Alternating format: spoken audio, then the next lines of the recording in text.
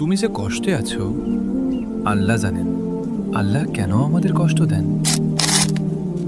রাত অনেক গভীর, চারপাশ নিস্তব্ধ, সবাই ঘুমিয়ে গেছে, কিন্তু তুমি এখনো জেগে আছো।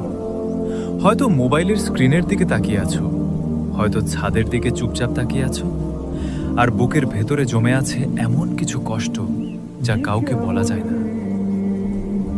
তুমি হাসো, কিন্তু ভেতরে ভেতরে ভেঙে পড়ছো। মানুষ ভাবে তুমি ভালো আছো, কিন্তু আল্লাহ জানেন তুমি আসলে কতটা ক্লান্ত। কখনো কি এমন হয়েছে সিজদায় গিয়ে শুধু কেঁদেছো?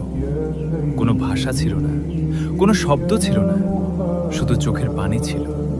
আর তুমি ভাবছিলে, আল্লাহ, আপনি কি আমাকে শুনছেন? শুনছেন, অবশ্যই শুনছেন, কারণ আল্লাহ সেই রব যিনি হৃদয়ের না বলা কথাও শোনেন।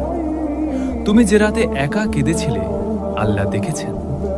তুমি যে প্রতিদিন মানুষকে হাসি মুখ দেখাও, কিন্তু ভেতরে হাজার টুকরো হয়ে আছো, আল্লাহ জানেন। কিন্তু কখনো কি ভেবেছো আল্লাহ কেন আমাদের কষ্ট দেন?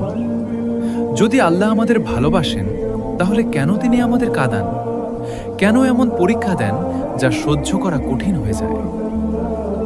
কারণ কষ্ট সবসময় শাস্তি না।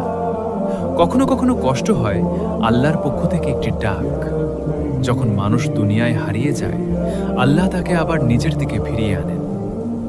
হয়তো সুখের সময় তুমি আল্লাহকে ভুলে গিয়েছিলে, কিন্তু আজ এই নিঃসঙ্গ রাত, এই ভাঙার হৃদয়, এই কান্না তোমাকে আবার সিজদায় ফিরিয়ে এনেছে।